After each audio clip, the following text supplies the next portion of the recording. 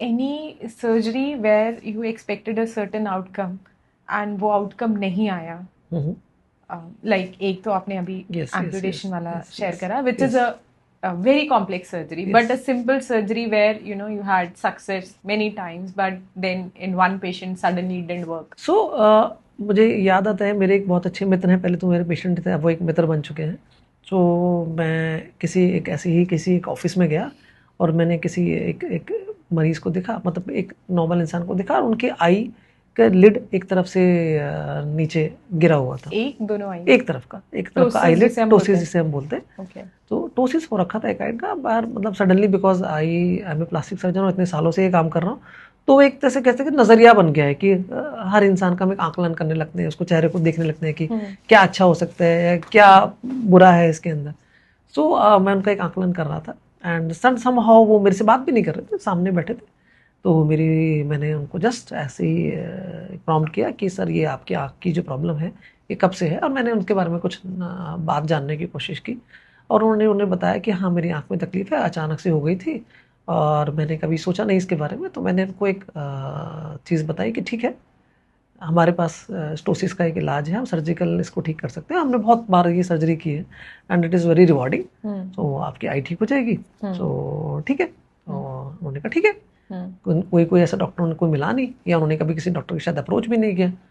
सो हमारा एक सर्जरी का टाइम डिसाइड हुआ, हमने उनकी सर्जरी की एंड टू माई एक्सपेक्टेशन वो रिजल्ट वैसा नहीं आया जो हमें आना चाहिए था. तो मैं भी थोड़ा दुखी हुआ, वो भी थोड़े दुखी हुए एंड तो फिर मैंने एक और ट्राई किया कि हमने बोला कि सर ठीक है, अभी हम एक दोबारा से आपकी सर्जरी ट्राई करते हैं, but this time because I am not satisfied, I will do it for free.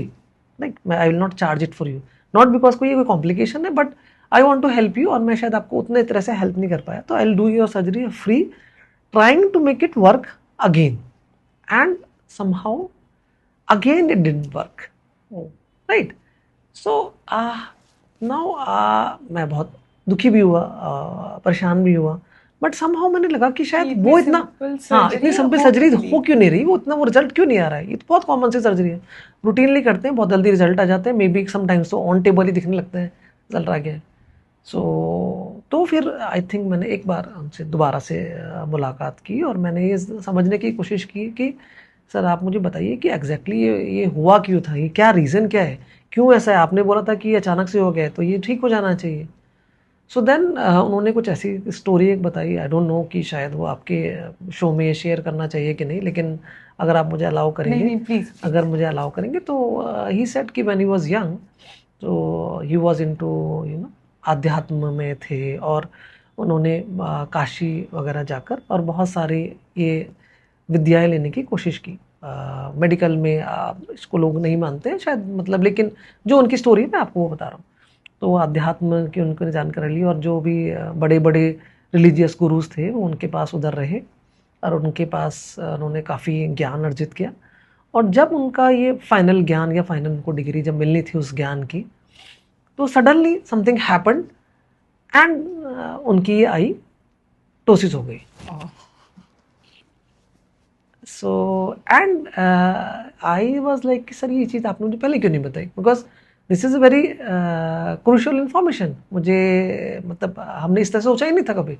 ये सेट कि सर ये तभी से ऐसी हो गई एंड इसका कोई रीज़न नहीं है.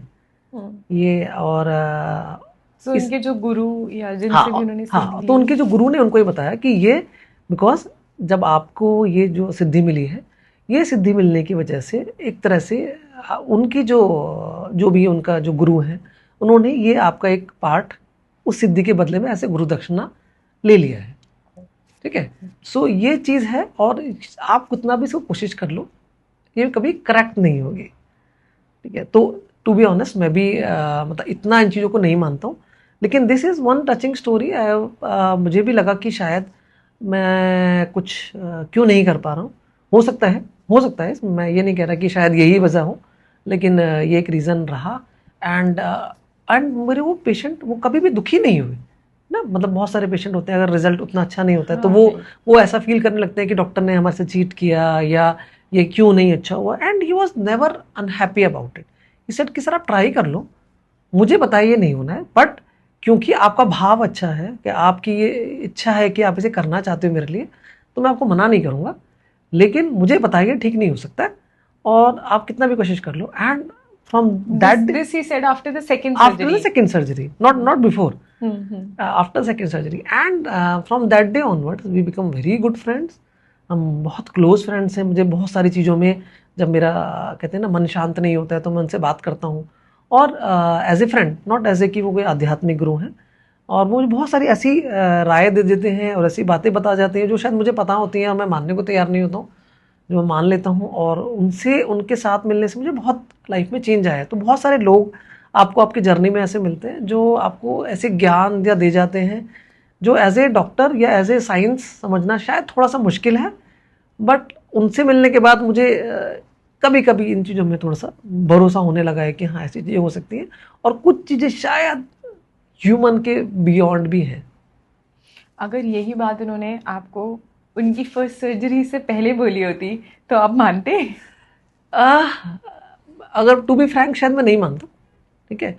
और ऐसा नहीं है कि मैं उसे 100% अभी भी मानता हूँ, लेकिन क्योंकि जो भी हमने ट्रेडिशनल सारे प्रोसीजर्स होते हैं वो हमने फॉलो किए exactly the way it is written in the books, and उसके बाद ये चीज़ें नहीं हुई, तो शायद कुछ % मेरे अंदर का जो आध्यात्म है शायद वो जागा है, और शायद मैं अब थोड़ा सा इस चीज़ को मानने लगा हूँ कि ठीक है, हो सकता है वो भी एक रीज़न हो। मैं ये नहीं कह रहा कि शायद हो सकता है कोई और मेरे से अच्छा हो तो उसे कर पाए, लेकिन डेफिनेटली कुछ तो रहा है।